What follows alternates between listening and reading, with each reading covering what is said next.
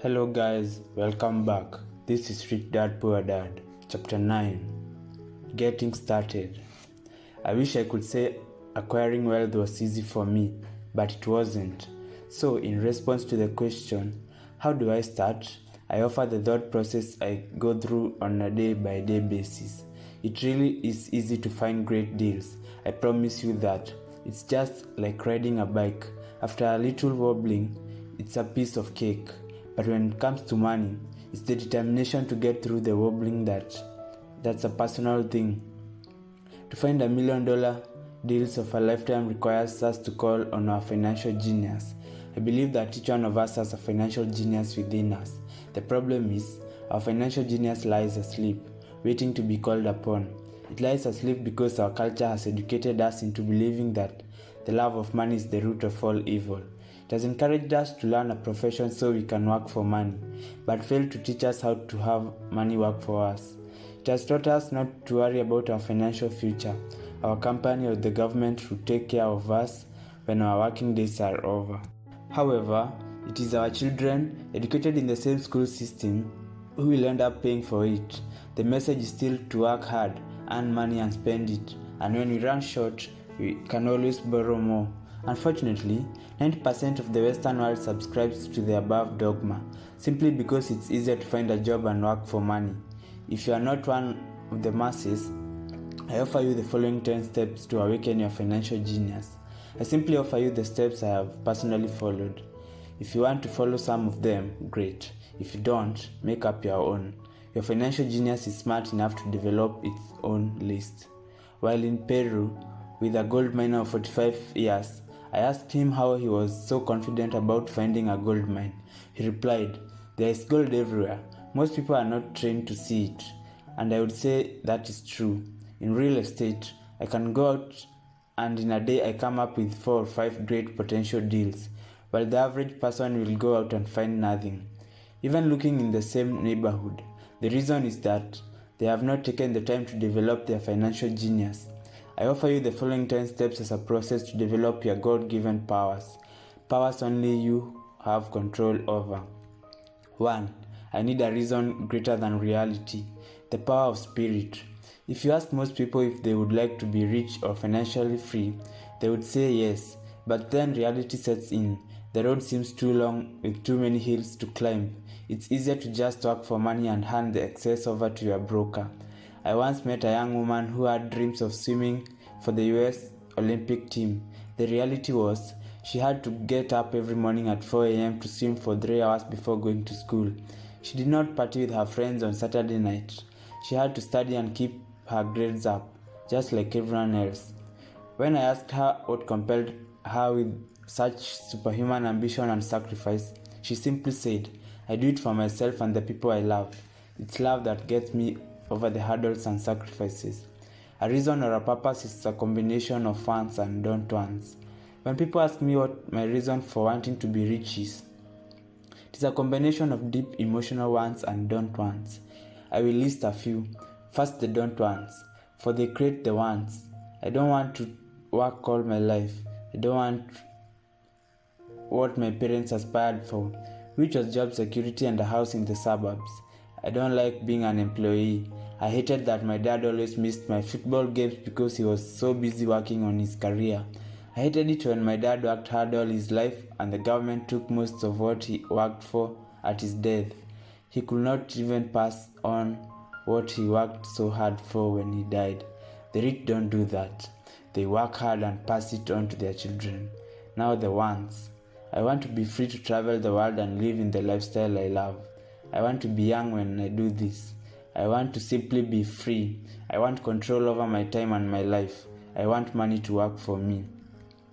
Those are my deep-seated emotional reasons. What are yours? If they are not strong enough, then the reality of the road ahead may be greater than your reasons.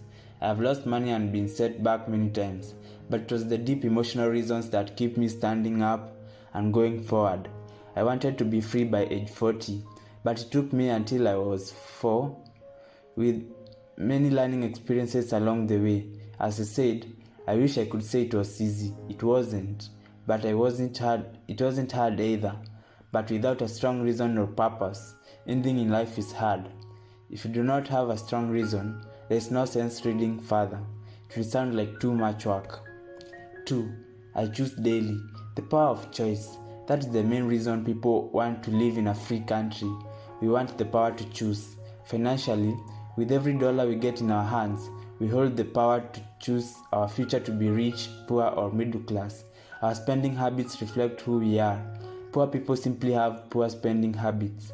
The benefit I had as a boy was that I loved playing Monopoly constantly. Nobody told me Monopoly was only for kids, so I just kept playing the game as an adult. I also had a rich dad who pointed out to me the difference between an asset and a liability. So a long time ago as a little boy, I chose to be rich, and I knew that all I had to do was learn to acquire assets, real assets. My best friend Mike had an asset column handed to him, but he still had to choose to learn to keep it. Many rich families lose their assets in the next generation simply because there was no one trained to be a good steward over their assets. Most people choose not to be rich. For 90% of the population, being rich is too much of a hassle. So they invent sayings that go, "I'm not interested in money," or "I'll never be rich," or "I don't have to worry, I'm still young," or "When I make some money, then I'll think about my future," or "My husband or wife handles the finances." The problem with those statements is they rob the person who chooses to think such thoughts of two things. One is time, which is your most precious asset, and 2 is learning. Just because you have no money should not be an excuse not to learn. But that's a choice we all make daily. The choice of what to do with our time, our money, and what we put in our heads. That is the power of choice. All of us have choice. I just choose to be rich, and I make that choice every day. Invest in education. In reality, the only real asset you can have in your mind, the most powerful tool we have dominion over. Just as I said about the power of choice, each of us has the choice of what we put in our brain once we are old enough. You can watch MTV all day, or read golf magazines, or go to ceramics class or a class of financial planning. You choose. Most people simply buy investments rather than first invest in learning about investing. A friend of mine who is a rich woman recently had her apartment burglarized. The thieves took her TV and VCR and left all the books she read. And all you have that choice. Again, 90% of the population buys TV sets and only 10% buy books on business or tapes on investments. So what do? I go to seminars. I like it when they are at least 2 days long because I like to immerse myself in a subject. In 1973, I was watching TV and this guy came on advertising a 3-day seminar on how to buy real estate for nothing down. I spent $385 and that course had made me at least $2 million, if not more. But more importantly, it bought me life. I don't have to work for the rest of my life because of that one course. I go to at least 2 such courses every year. I love audio tapes. The reason, I can rewind quickly. I was listening to a tape by Peter Lynch and he said something I completely disagreed with. Instead of being arrogant and critical, I simply pushed rewind and listened to that 5-minute stretch of tape at least 20 times, possibly more. But suddenly, by keeping my mind open, I understood why he said what he said. It was like magic. I felt like I had a window into the mind of one of the greatest investors of our time. I gained tremendous depth and insight into the vast resource of his education and experience. The net result, I still have the old way I used to think, and I have Peter's way of looking at the same problem or situation. I have 2 thoughts instead of one. One more way to analyze the problem or trend, and that is priceless. Today I often say, how would Peter Lynch do this? Or Donald Trump or Warren Buffett or George Soros? The only way I can access their vast mental power is to be humble enough to read or listen to what they have to say. Arrogant or critical people are often people with low self-esteem who are afraid of taking risks. You see, if you learn something new, you are then required to make mistakes in order to fully understand what you have learned. If you have read this far, arrogance is not one of your problems. Arrogant people rarely read or buy tapes. Why should they? They are the center of the universe. There are so many intelligent people who argue or defend with a new idea when a new idea clashes with what they think. In this case, their so-called intelligence combined with arrogance equals ignorance. Each of us know people who are highly educated or believe they are smart, but their balance sheet paints a different picture. A truly intelligent person welcomes new ideas, for new ideas can add to the synergy of other accumulated ideas. Listening is more important than talking. If that was not true, God would not have given us 2 ears and only one mouth.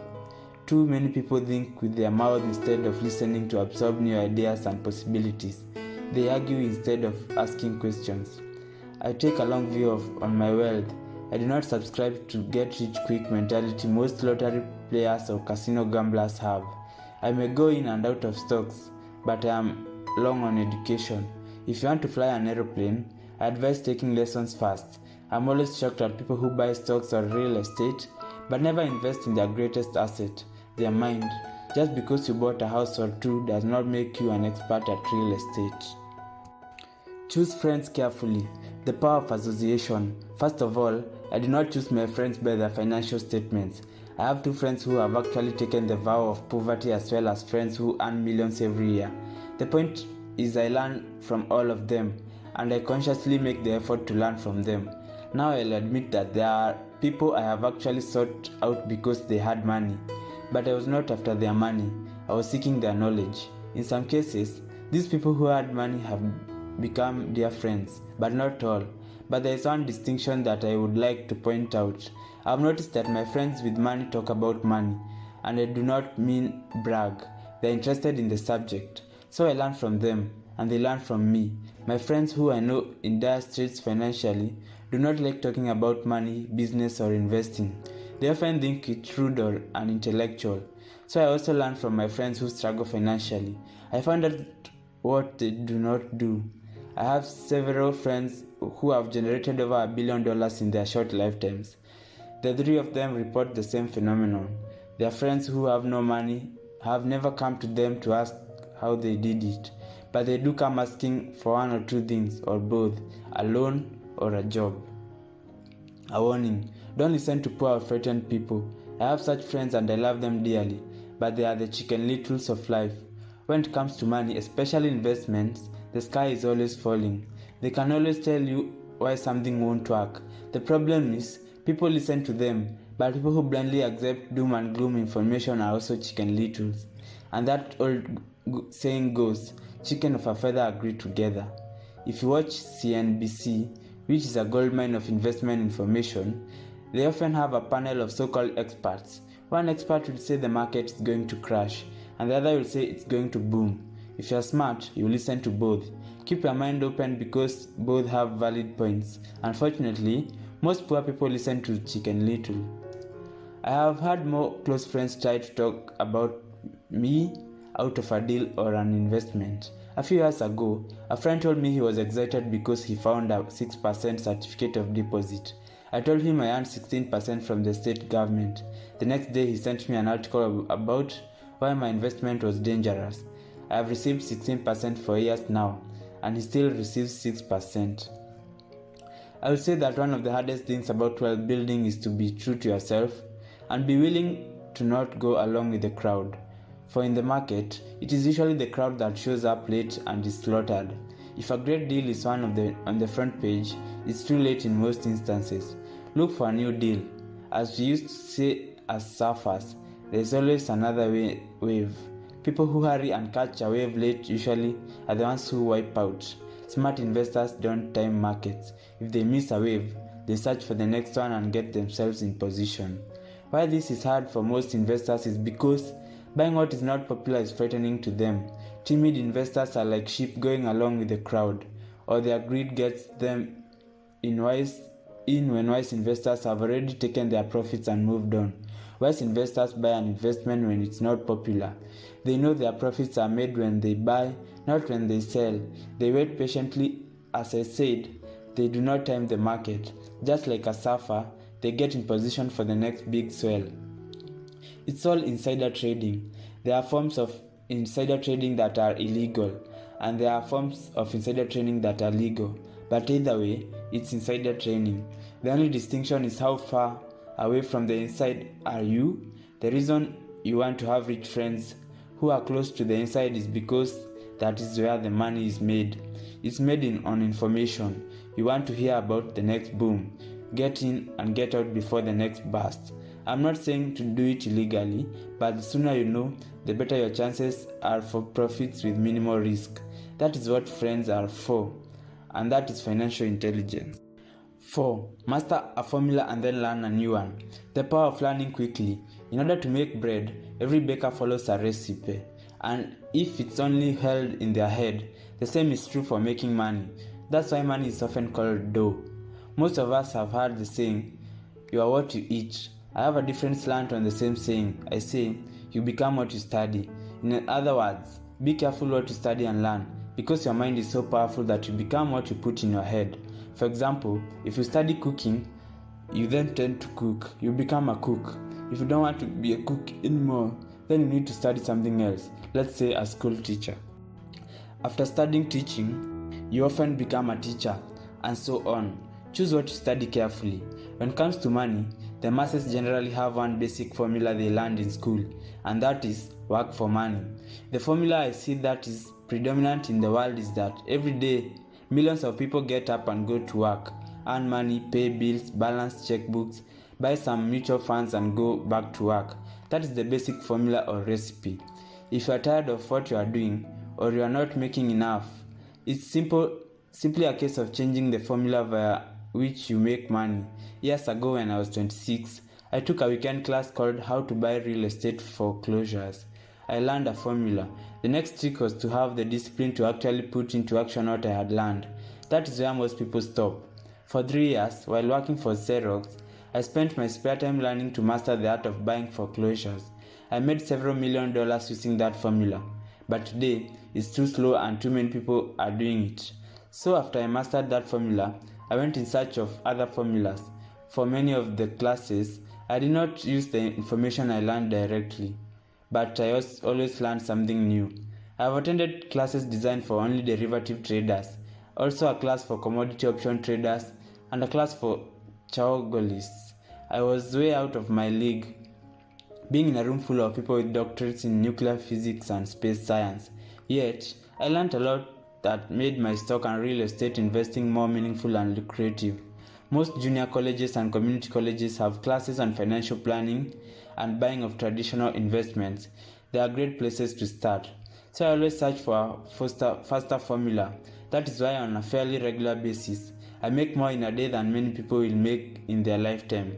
Another side note, in today's fast-changing world, it's not so much what you know anymore that counts, because often what you know is old. It's how fast you learn. That skills is priceless. It's priceless in finding faster formula recipes, if you will, for making dough. Working hard for money is an old formula born in the day of cavemen. Number 5. Pay yourself first. The power of self-discipline. If you cannot get control of yourself, do not try to get rich. You might first want to join the Marine Corps or some religious order so you can get control of yourself. It makes no sense to invest, make money and blow it. It is the lack of self-discipline that causes most lottery winners to go broke soon after winning millions. It is the lack of self-discipline that causes people who get a raise to immediately go out and buy a new car or take a cruise. It is difficult to say which of the 10 steps is the most important, but of all the steps, this step is probably the most difficult to master if it is not already a part of your makeup. I would venture to say that it is the lack of personal self-discipline that is the number one delineating factor between the rich, the poor, and the middle class. Simply put, people who have low self-esteem and low tolerance for financial pressure can never, and I mean never, be rich.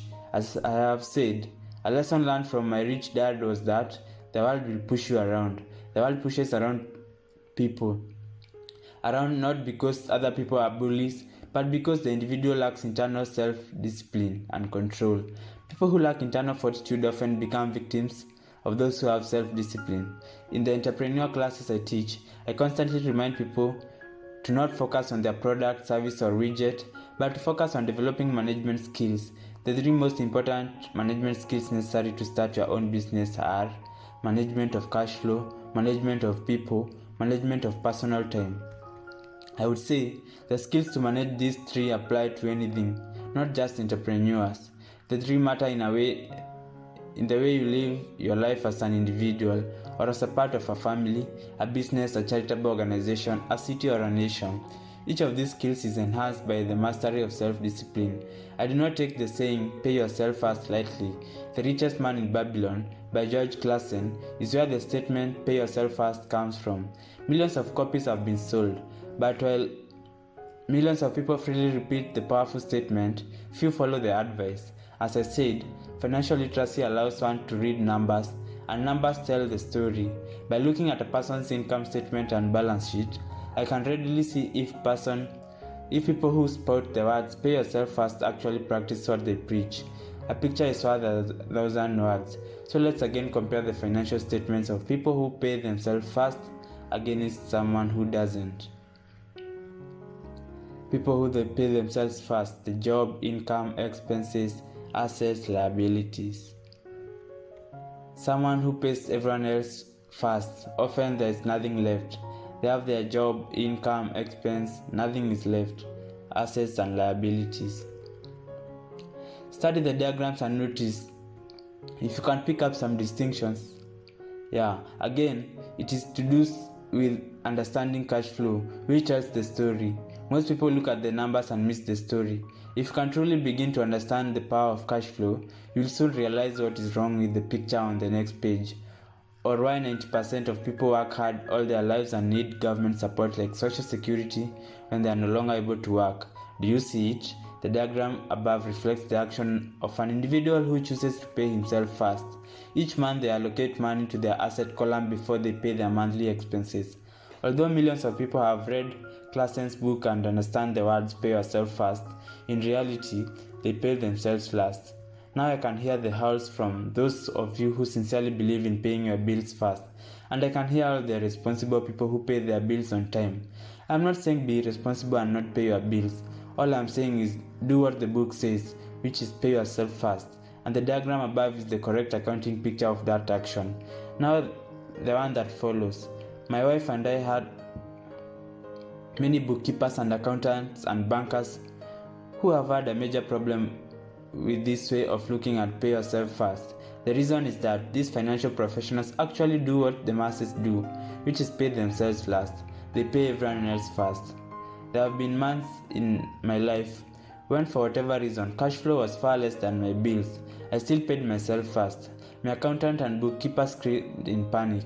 They are going to come after you. The arrest is going to put you in jail.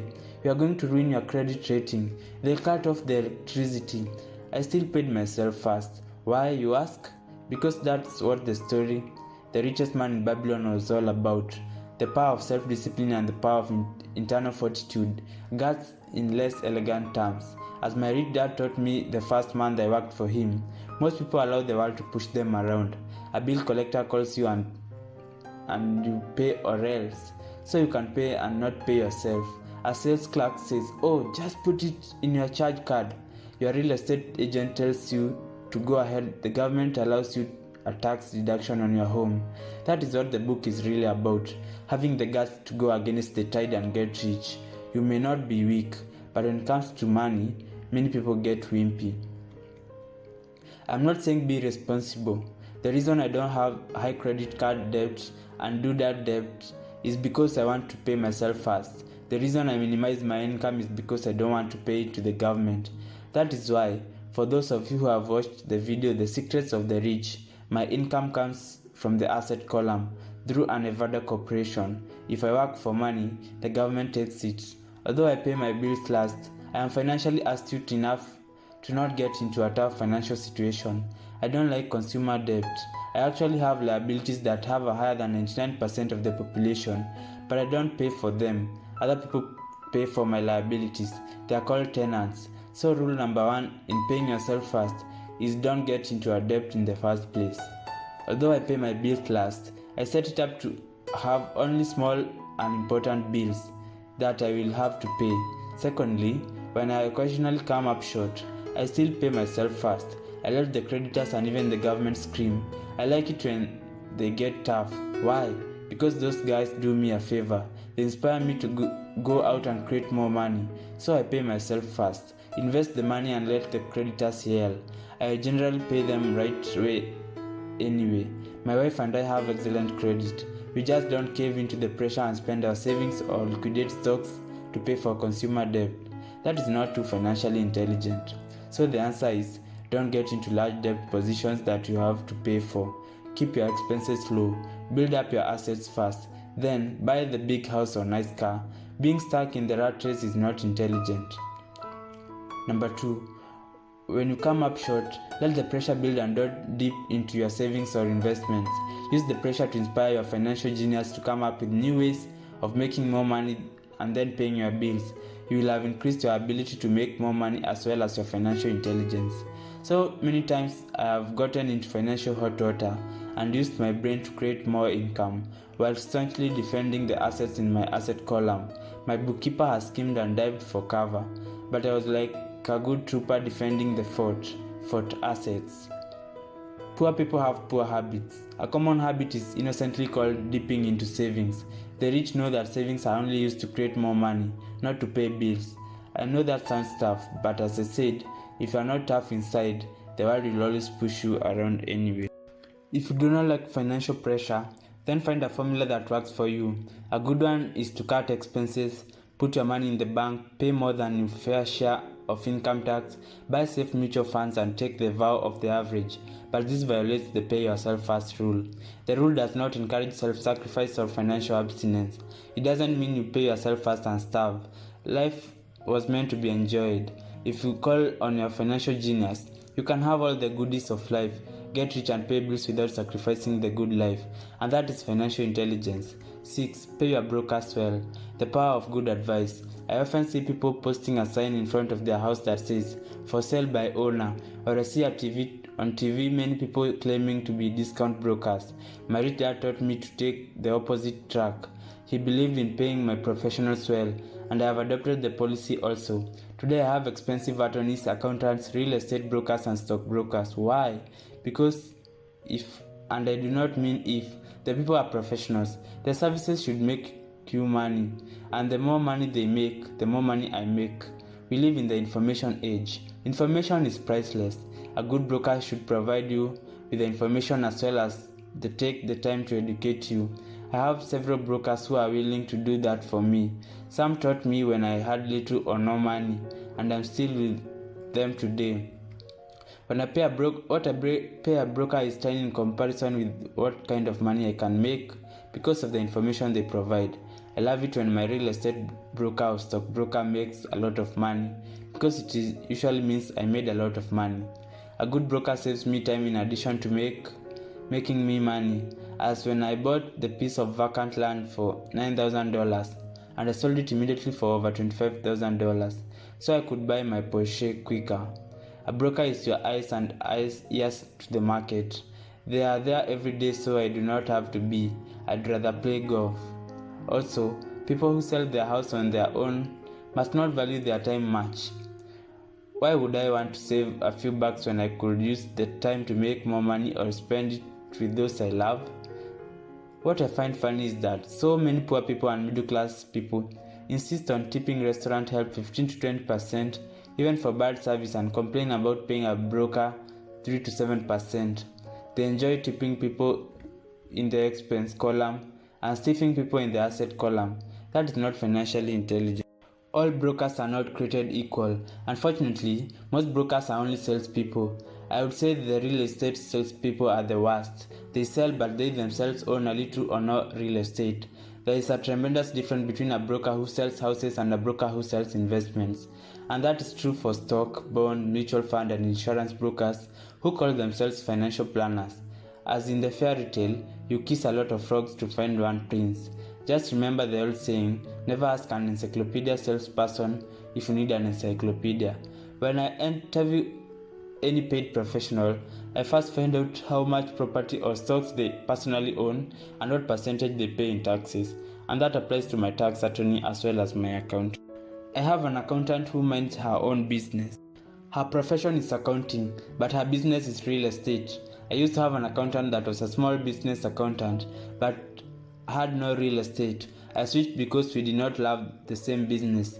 Find a broker who has your best interest at heart. Many brokers will spend the time educating you, and they could be best assets you find.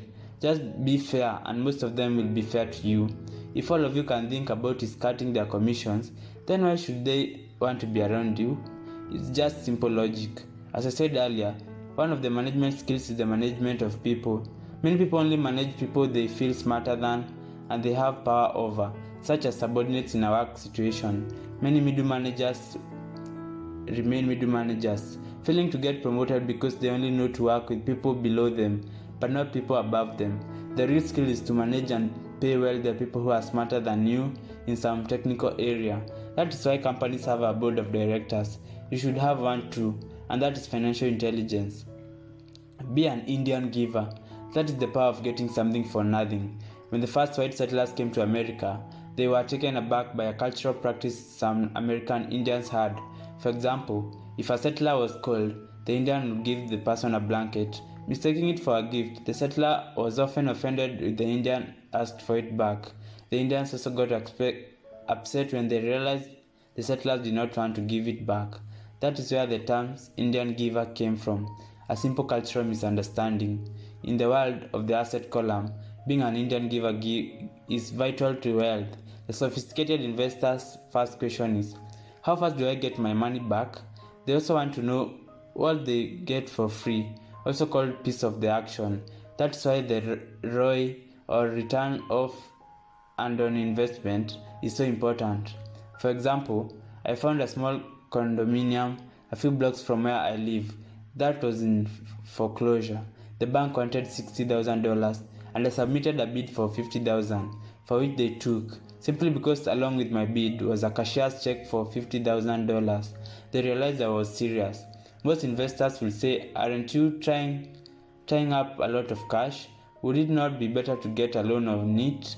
The answer is, no, not in this case. My investment company uses this as a vacation rental in the winter months, when the snowbirds come to Arizona, and they rent it for $2,500 a month for 4 months out of the year. For rental during off-season, it rents for only $1,000 a month. I had my money back in about 3 years. Now in this asset, which pumps money out for me, month in and month out. The same is done in stocks. Frequently, my broker will call me and recommend I move a sizable amount of money into the stock of a company that he feels is just about to make a move that will add value to the stock, like announcing a new product. I will move my money in for a week to a month while the stock moves up. Then I pull my initial dollar amount out and stop worrying about the fluctuations of the market because my initial money is back and ready to work for another asset. So my money goes in and then it comes out and I own an asset that was technically free. True, I have lost money on many occasions, but I only play with money I can afford to lose. I would say, on an average 10 investments, I hit home runs on 2 or 3, while 5 or 6 do nothing, and I lose on 2 or 3. But I limit my losses to only the money I have in at that time. For people who hate risk, they put their money in the bank, and in the long run, savings are better than no savings. But it takes a lot of time to get your money back, and in most instances, you don't get anything for free with it. They used it to hand out toasters, but they rarely do that these days. On every one of my investments, there must be an upside, something for free, a condominium, a mini storage, a piece of free land, a house, stock shares, office building, and there must be a limited risk or low risk idea. There are books devoted entirely to this subject that I will not get into here. Ray Kroc of McDonald's fame sold hamburger franchises, not because he loved hamburgers, but because he wanted the real estate under the franchise for free. So wise investors must look at more than ROI. It's the assets that you get for free once you get the money back. That is financial intelligence. Number 8. Asset buy luxuries. The power of focus. A friend's child has been developing a nasty habit of burning a hole in his pocket. Just 16, he naturally wanted his own car. The excuse, all his friends' parents give their kids cars. The child wanted to go into his savings and use it for a down payment. That was when his father called me. Do you think I should let him do it? Or should I just do as other parents do and just buy him a car? To which I answered, it might relieve the pressure in the short term, but what you have taught him in the long run? Can you use this desire to own a car and inspire your son to learn something? Suddenly, the lights went on, and he hurried home. 2 months later, I ran into my friend again. Does your son still have his new car? I asked. No, he doesn't. But I went and handed him $3,000 for the car. I told him to use my money instead of his college money. Well, that's generous of you, I said. Not really. The money came with a hitch. I took your advice of using his strong desire to buy a car and used that energy so that he could learn something.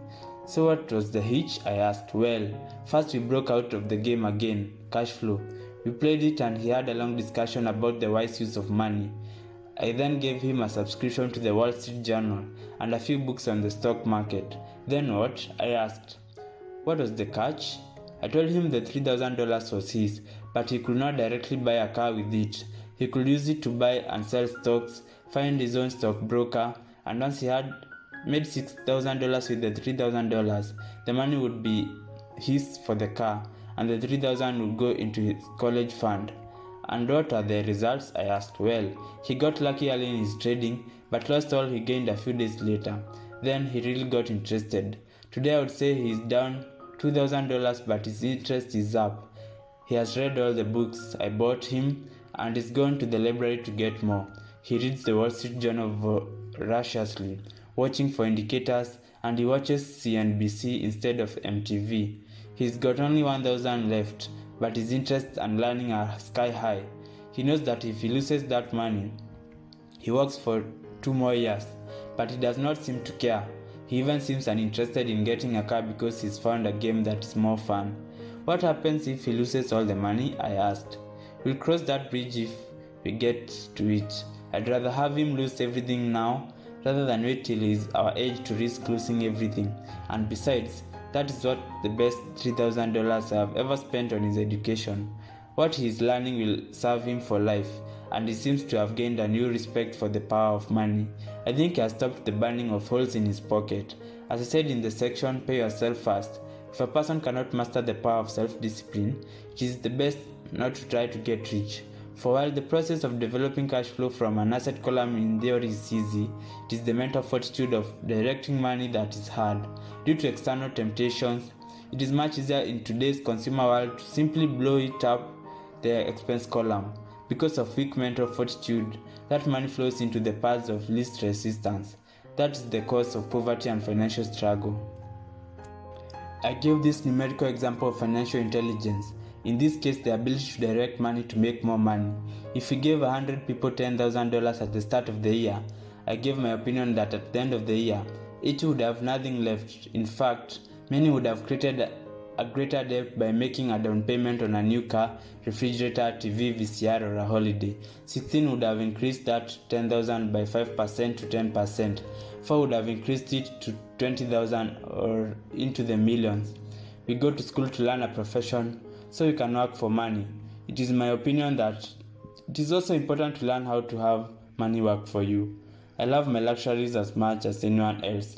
The difference is, some people buy their luxuries on credit.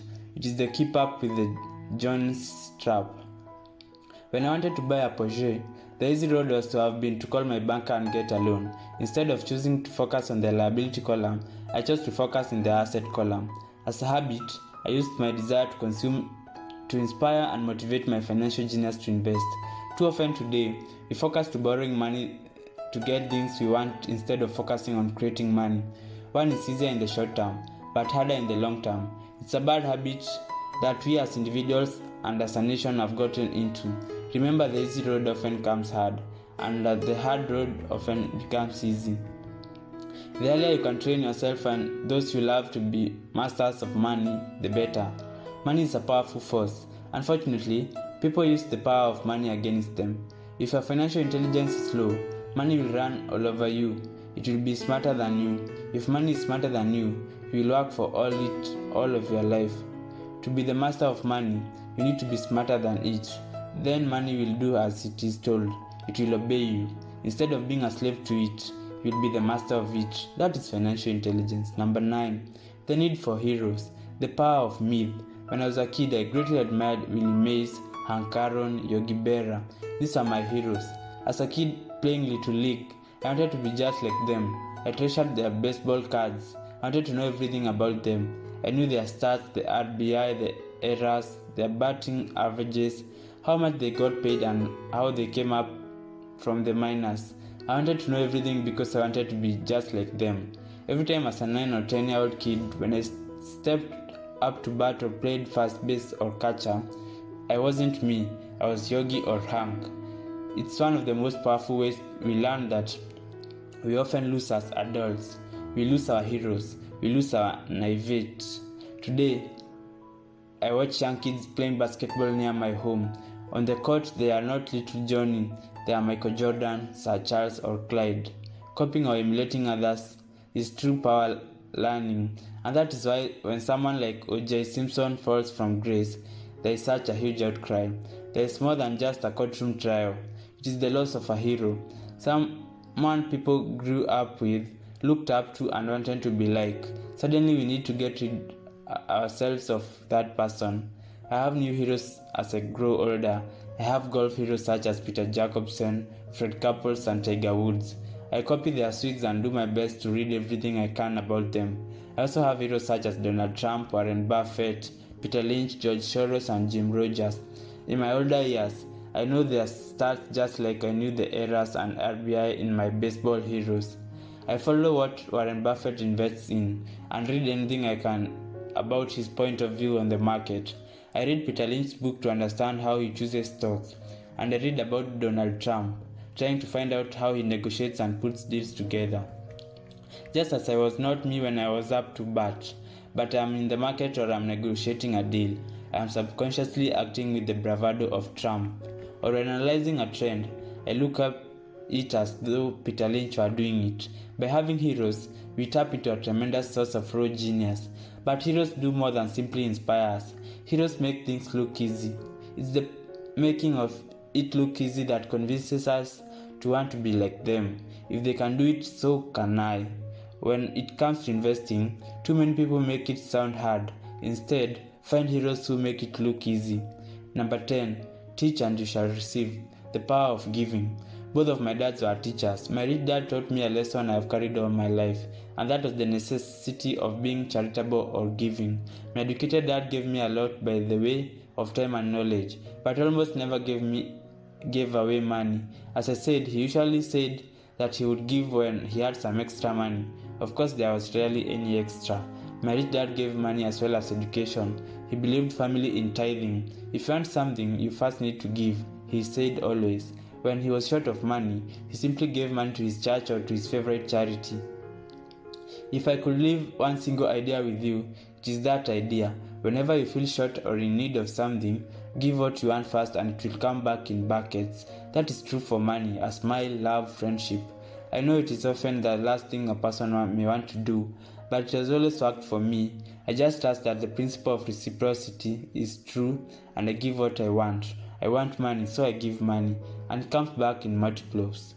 I want sales, so I help someone else sell something, and sales come to me. I want contacts. I help someone else to get contacts, and like magic, contacts come to me. I heard a saying years ago that went, God does not need to receive, but humans need to give. My rich dad would often say, poor people are more greedy than rich people. He would explain that if a person was rich, the person was providing something to other people that other people wanted. In my life over these years, whenever I have felt needy or short of money or short of help, I simply went out or found in my heart what I wanted and decided to give it first. And when I gave it, it always came back. It reminds me of the story of the guy sitting with firewood in his hands on a cold freezing night, and when he's yelling on a pot-bellied stove, when you give me some heat, then I'll put some wood in. And when it comes to money, love, happiness, sales and contacts, all you need to remember is first to give what you want, and it will come back to you in droves. Often just the process of thinking of what I want and how could I give it to someone else breaks free a torrent of bounty. Whenever I feel that people aren't smiling at me, I simply begin smiling and saying hello, and like magic, there are suddenly more smiling people around me. It's true that your world is only a mirror of you. So that's why I say, teach and you shall receive. I have found that the more sincerity those who want to learn, the more I learn. If you want to learn about money, teach it to someone else. A torrent of new ideas and final distinctions will come in. There are times when I have given and nothing has come back, or what I have received is not what I wanted. But upon closer inspection and soul searching, I was often giving to receive in those instances instead of giving to give. My dad taught teachers, and he became a master teacher. My rich dad always taught young people his way of doing business. In retrospect, it was their generosity with what they knew that made them smarter. There are powers in this world that are much smarter than we are. You can get there on your own, but it's easier with the help of the others. All you need is to be generous with what you have, and the powers will be generous with you. And that's the end of chapter 9. See you in chapter 10.